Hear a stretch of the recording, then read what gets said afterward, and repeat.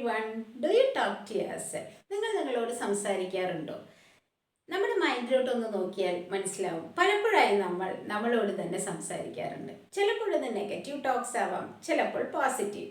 പക്ഷെ പലപ്പോഴും ആർക്കും ഉപകാരമില്ലാത്ത ടോക്സ് ആണ് നമ്മുടെ ഉള്ളിൽ നടന്നുകൊണ്ടിരിക്കുന്നത്. ഒന്ന് കോൺഷ്യസ് ആയാൽ അല്ലെങ്കിൽ ഒന്ന് ശ്രദ്ധിച്ചാൽ നമ്മൾ ഈ നെഗറ്റീവ് ടോക്സിനെയൊക്കെ മാറ്റി പോസിറ്റീവായിട്ടുള്ള ടോക്സ് നമ്മുടെ ഉള്ളിൽ നിറയ്ക്കാൻ പറ്റും. എന്താണ് ഈ പോസിറ്റീവ് സെൽഫ് ടോക്ക്? ഇതെങ്ങനെ നമ്മളിൽ ഇൻഫ്ലുവൻസ് ചെയ്യുന്നു, അല്ലെങ്കിൽ ഇത് നമുക്ക് എങ്ങനെ ചെയ്യാം? ആദ്യമായി ഇന്നത്തെ നമ്മൾ എന്താണ് എന്നറിയണമെങ്കിൽ 2 ഫാക്ടേഴ്സിനെ ഡിപ്പെൻഡ് ചെയ്തിട്ടാണുള്ളത്. ഒന്ന് നേച്ചർ, അടുത്തത് നേച്ചർ. നേച്ചർ എന്ന് പറഞ്ഞാൽ നമ്മുടെ ജനറ്റിക് മേക്കപ്പ്.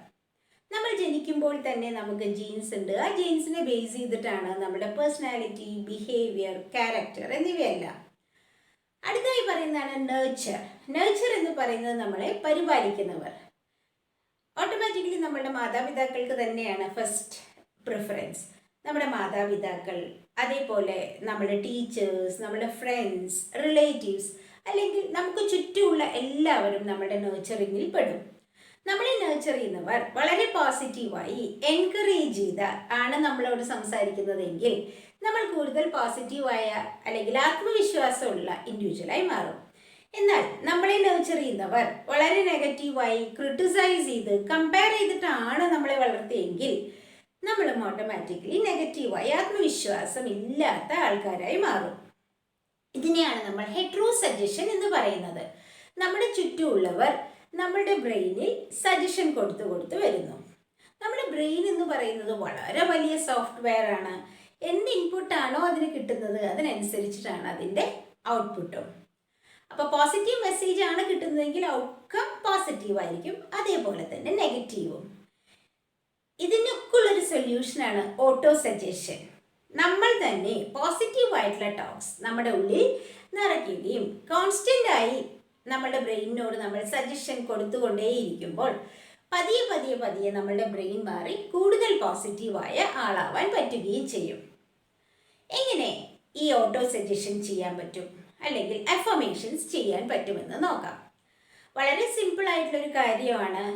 ആദ്യമായി നമ്മൾ എങ്ങനെയുള്ള ആളാവാനാണോ ആഗ്രഹിക്കുന്നത്, അല്ലെങ്കിൽ എന്താണോ എൻ്റെ ഗോൾ എന്നുള്ളത് നമ്മൾ മനസ്സിലാക്കി അതിനെ സിമ്പിൾ പ്രസൻറ്റ് ടെൻസിൽ എഴുതി വയ്ക്കുകയോ അല്ലെങ്കിൽ നമ്മളുടെ മൈൻഡിനോട് സ്ഥിരമായി പറയുകയോ ചെയ്യാം.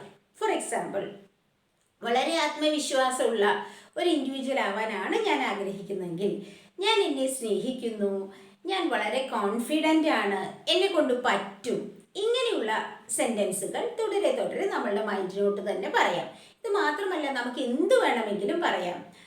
I am a confident teacher, അല്ലെങ്കിൽ I am a smart boy, അങ്ങനെ പലതും. അല്ലെങ്കിൽ I earn this much amount of money. ബിസിനസ്സുകാരെല്ലാം അങ്ങനെയൊക്കെ സ്റ്റേറ്റ്മെൻറ്റായി എഴുതി പ്രാക്ടീസ് ചെയ്യാറുണ്ട്. അതേപോലെ നമുക്ക് എപ്പോഴൊക്കെ ഇത് ചെയ്യാം, എപ്പോൾ വേണമെങ്കിലും ചെയ്യാം.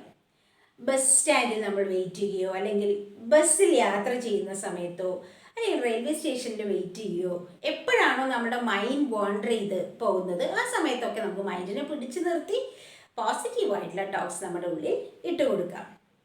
അതുമല്ലെങ്കിൽ നമുക്ക് എഴുതിയും പ്രാക്ടീസ് ചെയ്യാൻ പറ്റും. ഒരു നോട്ട്ബുക്കിലോ അല്ലെങ്കിൽ ഒരു ഡയറിയിലോ സ്ഥിരമായി പോസിറ്റീവായിട്ടുള്ള സെൻറ്റൻസസ് എഴുതി ചെയ്യാം. ഇതൊന്നും അല്ലെങ്കിൽ ഇഷ്ടം പോലെ യൂട്യൂബ് ഓഡിയോസ് പോസിറ്റീവ് അഫർമേഷൻസിൻ്റെ നമുക്ക് കിട്ടും. ഇത് ഏറ്റവും സ്യൂട്ടബിൾ ആയിട്ടുള്ള പോസിറ്റീവ് ടോക്സ് നമ്മൾ സ്ഥിരമായി ഡെയിലി അത് പ്രാക്ടീസ് ചെയ്യുകയോ അല്ലെങ്കിൽ കേൾക്കുകയോ ചെയ്താൽ നമ്മുടെ ബ്രെയിനും പതുക്കെ പോസിറ്റീവ് ആവാൻ തുടങ്ങും. അപ്പോൾ ഡിയർ ഫ്രണ്ട്സ്, എല്ലാവരും ഇന്ന് തന്നെ പോസിറ്റീവ് അഫർമേഷൻസ് ട്രൈ ചെയ്ത് നോക്കൂ. കൂടുതൽ പോസിറ്റീവായ, കൂടുതൽ എനർജറ്റിക് ആയ, കോൺഫിഡൻ്റ് ആയ ഒരു ഇൻഡിവിജ്വലായി മാറൂ. Thank you all. Take care and by.